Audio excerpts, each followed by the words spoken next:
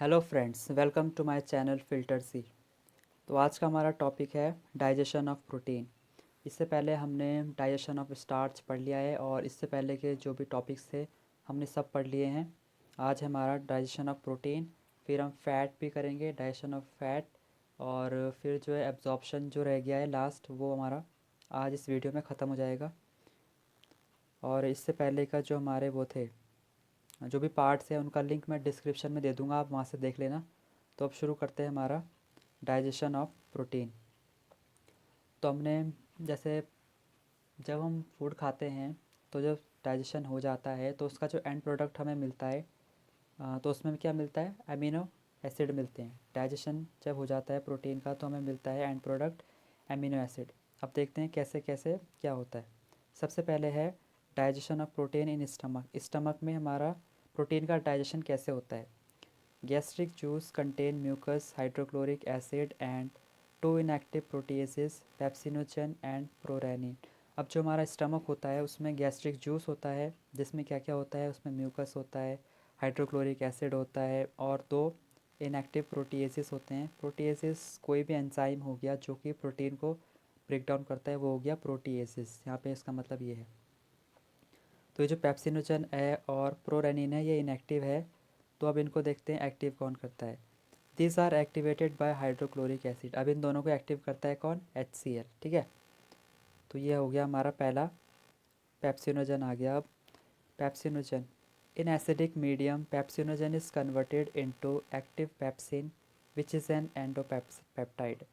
जो हमारे स्टमक में अब एसिडिक पीएच होता है HCl की वजह से, हाइड्रोक्लोरिक एसिड की वजह से, तो वो HCl क्या करता है, इस पेप्सिनोजन को कन्वर्ट कर देता है एक्टिव पेप्सिन में। ये है यहाँ पे, ये रहा एक्टिव पेप्सिन। ये पेप्सिनोजन था, इनएक्टिव प्रोटीएज है, हमारे स्टमक में HCl है, उसकी वजह से फिर ये पेप्सिन में कन्वर्ट हो गया, जो कि क्या है, एक्टिव प्रोटीएज है। ठीक है, it works at pH 2 acidic and hydrolysis protein into proteases and peptones. ये जो होता है ये एसिडिक pH पे काम करता है। Pepsin can hydrolyze a variety of protein, even the collagen protein of connective tissue fiber, but not the keratin of hair, skin, nail और हॉर्न। अब जो पेप्सिन है ये कई और तरह के प्रोटीन को भी ब्रेक कर सकता है, उसको हाइड्रोलाइज कर सकता है। जैसे कि जो कोलेजन है, जो हमारे कनेक्टिव टिश्यू में प्रोटीन होता है, उसको भी कर सकता है ये।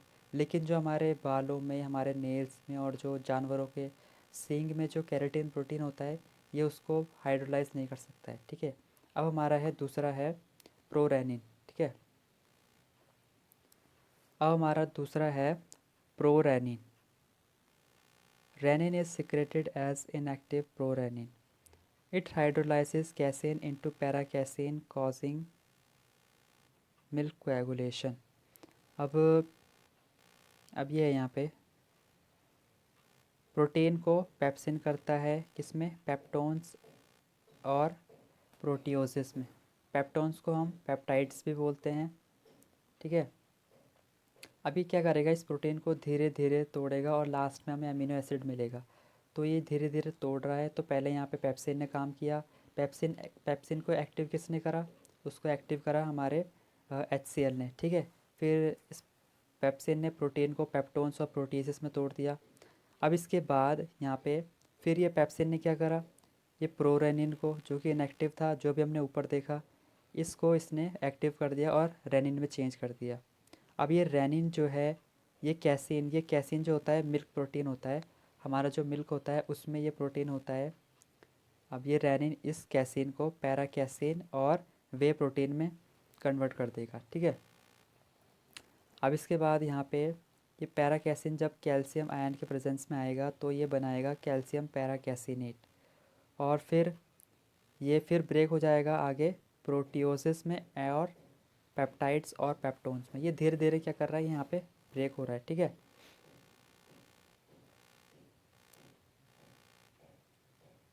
अब है हमारा digestion of protein in small intestine.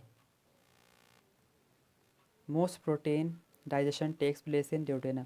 अब जो प्रोटीन का डाइजेशन होता है वो ज़्यादा, हमारा डाइजेशन जो है वो ड्यूडेनम में होता है, यानी कि स्मॉल इंटेस्टाइन में।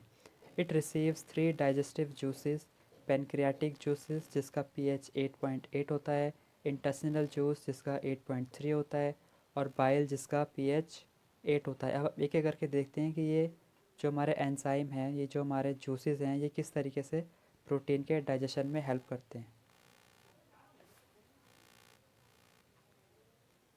तो सबसे पहला है pancreatic juices. It contains 3 inactive proteases, trypsinogen, chymotrypsinogen and procarboxy peptidases. ठीक है, ये जो पैनक्रियाटिक जूस है इसमें 3 इनएक्टिव प्रोटीएसेस होते हैं। ये तीनों हैं, ट्रिप्सिनोजन हो गया, काइमोट्रिप्सिनोजन और प्रोकार्बोक्सी पेप्टाइडेस। अब एक एक करके देखते हैं ये किस चीज़ को किस चीज़ में कन्वर्ट कर रहे हैं। ठीक है, सबसे पहला हमारा ये है ट्रिप्सिनोजन। ये एंटेरोकाइनेज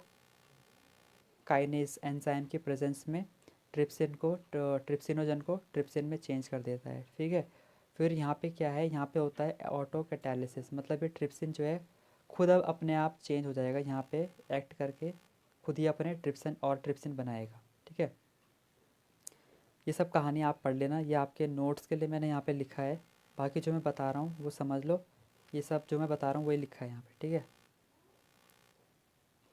अब है हमारा दूसरा chymotrypsin. It is activated into ये था chymotrypsinogen. It is activated into chymotrypsin by trypsin. अब जो ये ट्रिप्सिन है ये काइमोट्रिप्सिनोजन को काइमोट्रिप्सिन में चेंज कर देगा। ऐसे ही अब तीसरा है हमारा, ये ट्रिप्सिन जो है इसको भी करता है प्रोटीन को प्रोटियोसिस और पेप्टोन्स में। अब ये तीसरा है procarboxy peptidases. These are activated to carboxy peptidases by trypsin. अब यहाँ पे फिर जो है ट्रिप्सिन आ गया, फिर इस ट्रिप्सिन ने इस कार्बोक्सी पेप्टाइडेसिस को कन्वर्ट कर दिया कार्बोक्सी पेप्टाइडेसिस में। फिर ये कार्बोक्सी पेप्टाइडेसिस जो है पेप्टाइड्स को डाईपेप्टाइड और अमीनो एसिड में चेंज कर देगा। अब यहाँ पे अमीनो एसिड हो गया है तो इससे ज़्यादा इसका कोई डाइजेशन नहीं होगा, इसका एब्जॉर्प्शन होगा। लेकिन यहाँ पे अभी डाईपेप्टाइड्स है। ठीक है, तो इसका भी अब डाइजेशन होगा और ये अमीनो एसिड में चेंज होगा। तो जैसे हमने कार्बोहाइड्रेट में देखा था, पॉलीसेकेराइड टूट के बनता है डाइसेकेराइड, फिर वो टूट के मोनोसेकेराइड, और मोनोसेकेराइड में जैसे कि ग्लूकोज हो गया, इनका हमारी बॉडी में एब्जॉर्प्शन हो जाता है। तो अब इसी तरीके से यहाँ पे क्या है, जो हम प्रोटीन की बात कर रहे हैं इसमें ये डाईपेप्टाइड है। अब ये फिर और ज़्यादा इसका ब्रेक होगा तो ये हमें अमीनो एसिड मिल जाएगा। अब यहाँ पे तीसरा है इंटेस्टिनल जूस। ठीक है, the intestinal juice is also alkaline. ये भी एल्कलाइन है, जो अब तक हमने देखे वो भी एल्कलाइन थे। It contains the following protein hydrolysing enzyme. Hydrolysing मतलब ये समझ लो प्रोटीन को तोड़ने वाले। ठीक है, जिसमें भी एंजाइम होते हैं 3। यह पहला है एंटेरोपेप्टाइडेस, जिसको हम एंटेरोकाइनेस भी बोलते हैं। It activates trypsinogen of pancreatic juice. ये जो पैनक्रियाटिक जूस का ट्रिप्सिनोजन होता है उसको एक्टिवेट करता है ये। डाईपेप्टाइडेसिस एंड ट्राईपेप्टाइडेसिस, ये हाइड्रोलाइज करता है डाईपेप्टाइड्स को और ट्राईपेप्टाइड्स को एमिनो एसिड में, जैसा कि मैंने अभी बताया था। Dipeptidases acts on the surface of microvilli and within the mucosal cells। ये जो डाईपेप्टाइडेसिस हैं ये माइक्रोविलाई के सरफेस पे एक्ट करता है, जो म्यूकोसल सेल्स होते हैं उस पे। अब तीसरा है amino peptidases. It hydrolyses terminal peptide bond of the peptide chain and remove last amino acid from the chain. अब जो हमारा वो होता है एमिनो एसिड होती है उसकी कई सारी जब हम वो देखेंगे, जैसे प्रोटीन क्या होता है, एक लार्ज मॉलिक्यूल होता है, जैसे ऐसे समझ लो इसको, ऐसे ये प्रोटीन की एक लंबी चेन है और ये एक दूसरे से जुड़े हैं। तो इस एमिनो पेप्टाइडेस में क्या होता है, और जो इनके बीच का बॉन्ड होता है ना एमिनो एसिड के बीच का, उसको हम पेप्टाइड बॉन्ड बोलते हैं। तो इसमें लिखा है इन्होंने हाइड्रोलाइसिस टर्मिनल पेप्टाइड बॉन्ड। जो लास्ट वाला बॉन्ड होता है, टर्मिनल मतलब लास्ट वाला, उसको ये तोड़ देता है और लास्ट एमिनो एसिड को क्या करता है, इसको यहाँ से रिमूव कर देता है। तो ये करता है यहाँ पे एमिनो पेप्टाइडेस। पेप्टाइड्स एंड प्रोटियोसिस, फिर यहाँ पे आ गया एमिनो पेप्टाइडेस, जो अभी ऊपर लिखा था इसने चेंज कर दिया एमिनो एसिड में और डाईपेप्टाइड्स में। अब ये फिर टूटेगा। अब डाईपेप्टाइड्स को कौन तोड़ेगा, डाईपेप्टाइडेसिस, और ये चेंज हो गया लास्ट एमिनो एसिड में। तो ये हमारा यहाँ पे हो गया, पूरा ख़त्म हो गया डाइजेशन। और ये तीसरा था बाइल। अब बाइल में कोई डाइजेस्टिव एंजाइम तो होता नहीं है, तो इसलिए इसका एंजाइम पे कोई एक्शन नहीं होगा। अब हमारा दूसरा टॉपिक है डाइजेशन ऑफ फैट और लिपिड्स। अब जो हम फूड खाते हैं उसमें जो फ़ैट होता है वो किस फॉर्म में होता है, वो होता है ट्राइग्लिसराइड फ़ैट के फॉर्म में। अब यहाँ पे ट्राइग्लिसराइड लिखा है, इसका क्या मतलब है? ट्राई मतलब होता है 3, तो ट्राइग्लिसराइड मतलब यहाँ पे 3 फैटी एसिड्स हैं, और यहाँ पे ग्लिसराइड लिखा है मतलब एक ग्लिसरॉल मॉलिक्यूल है। ठीक है, तो ये हो गया ट्राइग्लिसराइड फैट। ट्राई मतलब 3 फैटी एसिड, ग्लिसरॉल एक ग्लिसरॉल मॉलिक्यूल, तो ये हो गया ट्राइग्लिसराइड। जैसे यहाँ पे दिख रहा है, जैसे ये है एक ट्राइग्लिसराइड मॉलिक्यूल है। ठीक है, इसमें क्या है, ये तीन तीन वो दिख रहे हैं ना, 3 चेन जैसी दिख रही है, तो ये क्या है, फैटी एसिड है। और यहाँ पे एक ऐसा दिख रहा है मॉलिक्यूल, ये है ग्लिसरॉल। तो जब यहाँ पे ये हमने अलग अलग करके दिखा रखा है, ये एक फैटी एसिड दिखा रखा है, और फिर जब हम पूरा दिखाएंगे तो ये हो गया ट्राइग्लिसराइड। ठीक है, यहाँ पे एक ग्लिसरॉल मॉलिक्यूल है और ये 3 फैटी एसिड्स हैं, तो ये हो गया ट्राइग्लिसराइड। तो जो हम फूड खाते हैं उसमें फ़ैट इस फॉर्म में होता है। End product of fat digestion are fatty acids and glycerol. अब जब फैटी एसिड का डाइजेशन हो जाता है, कंप्लीट हो जाता है, तो उसमें जो एंड प्रोडक्ट हमें मिलता है उसमें हमें मिलता है फैटी एसिड एंड ग्लिसरॉल। तो यही जाके फिर हमारे बॉडी में एब्जॉर्ब होते हैं। Fat and oils are collectively called lipids और triglyceride are digested by lipases. जो फैट्स और ऑयल्स होते हैं उनको हम मिला के एक साथ लिपिड्स बोलते हैं, या जिसको हम ट्राइग्लिसराइड भी बोलते हैं। और इनको डाइजेस्ट कौन करता है? लाइपेस एंजाइम है ये। Their digestion starts in the stomach and is nearly completed in the small intestine. अब फैट का डाइजेशन जो है वो हमारे स्टमक में शुरू हो जाता है और कंप्लीट हो जाता है स्मॉल इंटेस्टाइन में। Saliva contain no lipase nor is any fat emulsifying agent present in the oral cavity। अब जो हमारा सलाइवा होता है उसमें कोई भी लाइपेस नहीं होता है, तो इसलिए हमारा जो है फ़ैट का डाइजेशन मुंह में नहीं होता है। सिर्फ हमारे माउथ में किसका होता है? सिर्फ कार्बोहाइड्रेट का होता है। अब यहाँ पे एक छोटा सा समझने के लिए है ये। जैसे मैंने कार्बोहाइड्रेट में बताया था कि पॉलीसेकेराइड से डाइसेकेराइड, डाइसेकेराइड से मोनोसेकेराइड, वैसे यहाँ पे भी है। इसमें ट्राइग्लिसराइड फ़ैट होता है, ये टूटेगा फिर डाइसेकेराइड बनेगा। फिर यहाँ पे ये एंजाइम होता है लाइपेज, ये इसको और ब्रेक कर देगा मोनोग्लिसराइड फ़ैट में। फिर यहाँ पे लाइपेज है, फिर ये कन्वर्ट कर देगा मोनोग्लिसराइड फ़ैट को ग्लिसरॉल और फैटी एसिड में। ठीक है, और फिर अल्टीमेटली ये दोनों जो है हमारे एब्जॉर्ब हो जाएंगे लिम्फेटिक वेसल में, लैक्टियल में। तो यहाँ पे एक पूरा मैं यहीं पे बता रहा हूँ, फिर नीचे तो कहानी लिखी है लंबी चौड़ी, वो आपके नोट्स के लिए सिर्फ।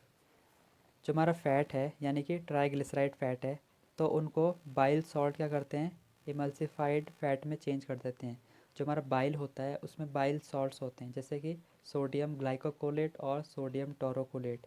ये फ़ैट क्या करते ये सॉल्ट क्या करते हैं? इसको इमल्सिफाइड फ़ैट में चेंज कर देते हैं। एक प्रोसेस होता है इमल्सिफिकेशन, जिसमें क्या होता है, जो लार्ज फैट के मॉलिक्यूल होते हैं वो टूट जाते हैं छोटे छोटे मॉलिक्यूल में, छोटे छोटे सिंपल टाइनी ड्रॉपलेट्स में। ठीक है, large droplet tiny tiny droplets में टूट जाते हैं, तो ये होता है इमल्सिफिकेशन। तो यहाँ पे क्या हुआ कि जैसे कि ये फ़ैट है, ये फ़ैट है, ये लार्ज मॉलिक्यूल था, और इमल्सिफिकेशन से क्या होगा, ये छोटे छोटे टुकड़ों में टूट जाएगा। फिर इन पे जो लाइपेज एंजाइम है वो आराम से एक्ट कर पाएगा और ये टूट जाएंगे। फिर लास्ट अल्टीमेटली किस में? हमारा जो एंड प्रोडक्ट है ग्लिसरॉल और फैटी एसिड्स में। तो ये यहाँ पे हुआ है। फिर ये इमल्सिफाइड फ़ैट जो है इसके बाद यहाँ पे है इमल्सिफाइड फ़ैट। ये इमल्सिफाइड फ़ैट है यहाँ पे। इस पे फिर पैनक्रियाटिक लाइपेज एक्ट करता है, जो हमारे पैनक्रियाज से रिलीज़ होता है।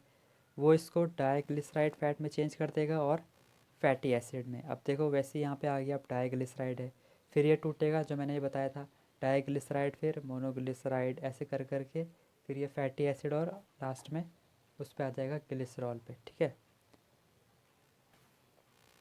अब यहाँ पे देखो ये आ गया डाइग्लिसराइड, ये डाइग्लिसराइड है। फिर इस पर लाइपेज ने एक्ट करा, ये मोनोग्लिसराइड प्लस फैटी एसिड मिल गया। अब फिर यहाँ पे मोनोग्लिसराइड है, फिर लाइपेज आया, फिर ये ग्लिसरॉल और फैटी एसिड में टूट गया। तो यही है इसमें, और कुछ ज़्यादा खास है नहीं। ठीक है, अब नीचे जो लिखा है ये पढ़ लेते हैं, वैसे ये बहुत ज़्यादा है।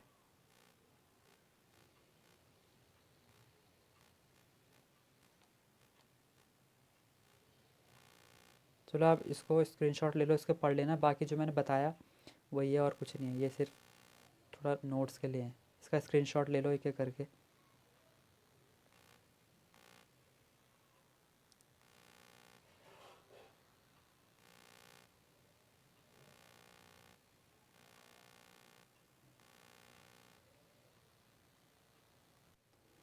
अब आ गया है हमारा लास्ट टॉपिक, एब्जॉर्प्शन। ये हमारा लास्ट है, इसके बाद ये चैप्टर ख़त्म हो जाएगा। अब देखते हैं एब्जॉर्प्शन क्या होता है। It is the process by which the end product of digestion pass through the intestinal mucosa into the blood और लिम्फ। एब्जॉर्प्शन में क्या होता है, जो हमारा डाइजेशन कंप्लीट हो जाता है उसके बाद जो हमें प्रोडक्ट मिलता है वो किस तरीके से हमारे ब्लड और लिम्फ में एब्जॉर्ब होता है, यही है एब्जॉर्प्शन। अब जैसे तीनों में बताता हूँ मैं। कार्बोहाइड्रेट में जो एंड प्रोडक्ट हमें मिलते हैं जैसे कि ग्लूकोज, फ्रक्टोज, गैलेक्टोज, ये हैं, ये तीनों किस तरीके से ब्लड में लिम्फ में एब्जॉर्ब होंगे, तो ये हो गया एब्जॉर्प्शन। अब प्रोटीन में आ गया, प्रोटीन में एमिनो एसिड ये हैं, और जो फैट है उसमें ग्लिसरॉल और फैटी एसिड। तो ये हमने इसमें देखना है। About 90% of all absorption of nutrients occur in the small intestine. The other 10% occurs in the stomach and large intestine. अब जो 90% जो absorption होता है वो हमारे small intestine में होता है, और बाकी जो 10% है वो होता है हमारे stomach और large intestine में। और ये जो है ये NCERT का टेबल है, ये माउथ है, ये स्टमक, इंटेस्टाइन, लार्ज इंटेस्टाइन। सबसे ज़्यादा जो होता है वो स्मॉल इंटेस्टाइन में होता है, और बाकी 10% इन तीनों में होता है। ठीक है, एनी अनडाइजेस्टेड और unabsorbed material left in the small intestine passes on to the large intestine.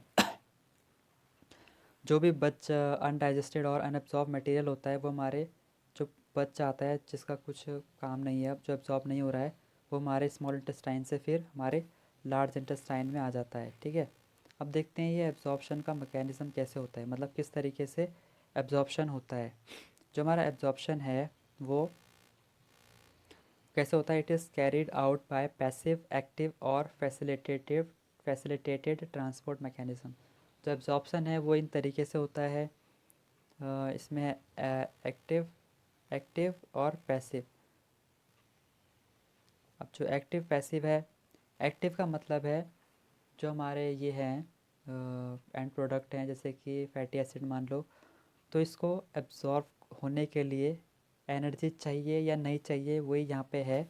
Active process में क्या होता है, एनर्जी रिक्वायर्ड होती है, इसमें एनर्जी खर्च करनी पड़ती है, और जब पैसिव होती है इसमें कोई एनर्जी नहीं लगती है, उसका एब्जॉर्प्शन आसानी से हो जाता है। ठीक है, और इसमें भी जो पैसिव है इसमें तीन वो होते हैं, ऑस्मोसिस होता है, डिफ्यूजन होता है, फैसिलिटेटेड डिफ्यूजन।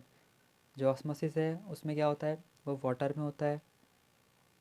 इसमें वाटर जो होता है वो उसका सॉल्वेंट जो होता है वो लोअर से हाई कंसंट्रेशन की तरफ मूव करता है थ्रू सेमी परमिएबल मेम्ब्रेन। जो फैसिलिटेटेड डिफ्यूजन है उसमें कोई एक कैरियर मॉलिक्यूल होता है जो कि इनका ट्रांसपोर्ट कराता है। जैसे यहाँ पे ये है कार्बोहाइड्रेट है, तो इसमें ग्लूकोज और गैलेक्टोज हैं, जैसे कि इनको मान लो, तो इनका क्या होता है, एक्टिव ट्रांसपोर्ट के थ्रू ये हमारे ब्लड में एब्जॉर्ब हो जाते हैं, और सोडियम आयन के साथ ये ग्लूकोज और गैलेक्टोज जो है एब्जॉर्ब होते हैं। अब जो फ्रक्टोज है उसमें फैसिलिटेटेड डिफ्यूजन होता है, ये किसी कैरियर मॉलिक्यूल के थ्रू जो है हमारे ब्लड में आ जाता है। तो ये हो गया इनका कार्बोहाइड्रेट का एब्जॉर्प्शन। अब प्रोटीन में क्या होता है, एमिनो एसिड का फैसिलिटेटेड डिफ्यूजन होता है, ये किसी आयन की हेल्प से होता है। Small amount of monosaccharide like glucose, amino acids and some of electrolytes like chloride ions are generally absorb by simple diffusion. अब सिंपल डिफ्यूजन के थ्रू जो है ग्लूकोज का, एमिनो एसिड और कुछ इलेक्ट्रोलाइट का एब्जॉर्प्शन होता है, ठीक है। The passage of these substances into the blood depends upon the concentration gradient. जो इन सब्सटेंस का जो मूवमेंट हो रहा है वहाँ से स्मॉल इंटेस्टाइन में, स्मॉल इंटेस्टाइन से हमारे ब्लड की तरफ, वो किस बेसिस पे होता है, वो होता है कंसंट्रेशन ग्रेडियंट पे डिपेंड करता है ये कंसंट। अब ये कंसंट्रेशन ग्रेडियंट क्या होता है, मतलब concentration gradient occur when the concentration of particles is higher in one area than another। concentration gradient तब होता है जैसे कि ये है कोई बकेट है, मान लो कुछ भी मान लो, इधर अगर ज़्यादा है कोई चीज़ और इधर कम है तो तब होता है concentration gradient। तब ये क्या करेंगे, ये इधर से इधर मूव करेंगे, तो ये हो गया concentration gradient। मतलब जो पार्टिकल है वो हायर से एक जगह से दूसरा रीजन में जाएगा, हायर कंसनट्रेशन से लोअर में, बैलेंस के लिए। Fructose and some amino acids are absorbed with the help of carrier ion. जो फ्रक्टोज है जो कि फैसिलिटेटेड डिफ्यूजन से होता है वो किसकी हेल्प से होता है, कैरियर आयन की हेल्प से होता है, जैसे कि sodium ion. This mechanism is called as facilitated diffusion, जो मैंने बता दिया। Transport of water depends upon the osmotic gradient. ये भी वही है कि अगर एक तरफ कंसनट्रेशन ज़्यादा है एक तरफ कम है तो ये हायर कंसनट्रेशन से लोअर में चला जाएगा, ठीक है, यही है यहाँ पे। Various nutrients like amino acids, monosaccharide like glucose, electrolyte are absorb into the blood by active transport. अब ये सब जो है अमीनो एसिड, मोनोसेकेराइड जैसे ग्लूकोज, ये सब जो है हमारे ब्लड में एब्जॉर्ब होते हैं एक्टिव ट्रांसपोर्ट, मतलब इनमें एनर्जी खर्च होती है, एटीपी एनर्जी जो होता है उसको हम एटीपी यहाँ पे बोलते हैं इस वाले में। Fatty acids and glycerol being insoluble can not be absorbed into the blood. अब जो जो हमारे वो है कार्बोहाइड्रेट है, प्रोटीन है, वो तो सीधा हमारे ब्लड में एब्जॉर्ब हो जाते हैं, ठीक है। लेकिन जो फैटी एसिड्स और ग्लिसरॉल हैं ये इनसॉल्युबल होने की वजह से हमारे ब्लड में एब्जॉर्ब नहीं होते हैं। ये होते हैं हमारे किस में, लिम्फेटिक वेसल में, लैक्टियल जो होता है ना, लैक्टियल, उसमें इस तरह का जो होता है विलाई जिसको हम बोलते हैं, उसमें ऐसे ये मैंने बताया था, ये फिंगर लाइक प्रोजेक्शन होती है, इसमें भी कुछ सेल्स होते हैं ऐसे जिनको एंटेरोसाइट बोलते हैं और इनके ऊपर होते हैं माइक्रोविलाई, और यहाँ पे होता है बीच में ये लैक्टियल, ठीक है, और यहाँ पे ब्लड वेसल्स होती है। तो इस लैक्टियल में, जो लैक्टियल है इसमें फैटी एसिड का और ग्लिसरॉल का एब्जॉर्प्शन होता है। उससे पहले they are first incorporated into small droplets called micelles with which move into the intestinal mucosa. उससे पहले एक स्ट्रक्चर बनाते हैं जिसको मिसेल्स बोलते हैं, उसके थ्रू जो है ये हमारे फिर एब्जॉर्ब होते हैं। तो यहाँ पे है एब्जॉर्प्शन ऑफ फैट, यहाँ पे थोड़ा मैं इसको डिटेल में बताता हूँ, ज़्यादा डिटेल भी नहीं, थोड़ा समझ आता है बस इसलिए, ठीक है। Fats are broken down into fatty acids and monoglyceride. Fatty acids और ग्लिसराइड में, ग्लिसरॉल में ये टूटते हैं फैट, ठीक है। उसके बाद ये स्टेप हैं कि किस तरीके से इनका एब्जॉर्प्शन होता है। अब यहाँ पे हम स्टेप्स देखते हैं एक एक करके कि इसमें क्या क्या होता है। पहले मैं ऐसे ही बता देता हूँ फिर ये पढ़ लेंगे हम, ठीक है। जो हमारे फैटी एसिड्स होते हैं ये हमारा ल्यूमेन हो गया, और यहाँ पे ये ब्रश बॉर्डर एपिथेलियम, जो फिंगर लाइक प्रोजेक्शन मैंने बताई थी ना, एपी वो विलाय, वो ये हो गया। और इसके बाद यहाँ पे हमारी ब्लड वेसल्स हो गई,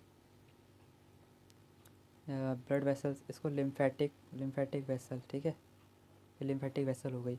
अब जो फैट है, फैट मॉलिक्यूल है, अब बाइल सॉल्ट इंस्पेक्ट करेगा तो बाइल सॉल्ट जो है इसके अराउंड आ जाता है, ठीक है। और फिर ये स्ट्रक्चर बनाते हैं जिसको हम बोलते हैं मिसेल्स, यहाँ पे लिख रहा हूँ MICELLES, इसको हम बोलते हैं मिसेल्स। जब फैटी एसिड्स के ऊपर बाइल सॉल्ट आ जाते हैं तो ये स्ट्रक्चर बनता है। फिर यहाँ से ये हमारे इसके अंदर एंटर करते हैं, ये हमारे सेल के अंदर, विलाई के अंदर, या इसको क्या बोलोगे, ब्रश बॉर्डर एपिथेलियम इसके अंदर एंटर कर जाते हैं। जब इसके अंदर ये सेल के अंदर आ जाते हैं तो जिस प्रोसेस के थ्रू आते हैं उसको हम बोलते हैं पिनाकोसाइटोसिस। यहाँ पे लिखा है पिनाकोसाइटोसिस, ठीक है। तो अब इसके अंदर आ गए, तो जब इसके अंदर आ जाते हैं ये, तो इसके ऊपर जो ये बाइल सॉल्ट थे जो मैंने यहाँ पे दिखाया था, जैसे ये बाइल सॉल्ट थे, ये रिमूव हो जाते हैं जब ये सेल के अंदर आता है, ठीक है। फिर अब ये तो पूरा मैंने बोला ये सेल है, तो सेल के अंदर क्या होता है, न्यूक्लियस होता है। अब न्यूक्लियस के अंदर सेल ऑर्गेनेल्स होते हैं, जैसे कि हमारे गोल्गी बॉडीज़ होता है, क्रो होते हैं, और क्या होता है, माइटोकॉन्ड्रिया होता है, ये सब होते हैं। तो गोल्गी बॉडी जो होती है वो इसके अराउंड डिपॉजिट हो जाती है, ठीक है। इसके अराउंड डिपॉजिट होती है और एक प्रोटीन की लेयर बना देती है। इसके अराउंड गोल्गी बॉडीज़ एक लेयर बना देती है प्रोटीन की। फिर इस स्ट्रक्चर को हम बोलते हैं काइलोमाइक्रोन, ठीक है। इस स्ट्रक्चर को फिर हम बोलते हैं काइलोमाइक्रोन, ठीक है। ये काइलोमाइक्रोन बन गया। अब इसके बाद क्या होता है, ये काइलोमाइक्रोन जो है यहाँ से काइलोमाइक्रोन फिर हमारे यहाँ से लिम्फेटिक वेसल में पास हो जाता है। ये काइलोमाइक्रोन था, हमारे लिम्फेटिक वेसल में पास हो जाएगा। फिर लिम्फेटिक वेसल से ये हमारे किसमें चला जाएगा, ये हमारे फिर चला जाएगा ब्लड वेसल्स में, सर्कुलेटरी सिस्टम में, और वहाँ से हमारे बॉडी के जो भी टिश्यू हैं, सेल्स हैं, वहाँ पे चला जाएगा और अपनी एक्टिविटी में काम करेगा। ये यहाँ पे this chylomicron are whitish in color. This chylomicron when taken by lymphatic vessel, the color of lymphatic vessels become whitish. That is why this lymphatic vessel is called as lacteal. अब जो मैंने बोला कि lacteal जो यहाँ पे दिखेगा lacteal, ये है स्मॉल इंटेस्टाइन है। इसके जो यहाँ से हमने पार्ट निकाला ये विलाय है, विलाय में ये बीच में यहाँ पे lacteal है, ये इसके अंदर ये lacteal चला जाता है, ठीक है।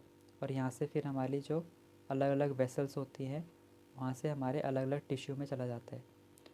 तो इस तरीके से इसका एब्जॉर्प्शन होता है। यहाँ पे देख लेते हैं एक बार, ये फैटी एसिड्स के मॉलिक्यूल थे, ठीक है। इमल्सिफिकेशन हुआ, ये छोटे छोटे पीसेस में टूट गए, ये रहे, ठीक है।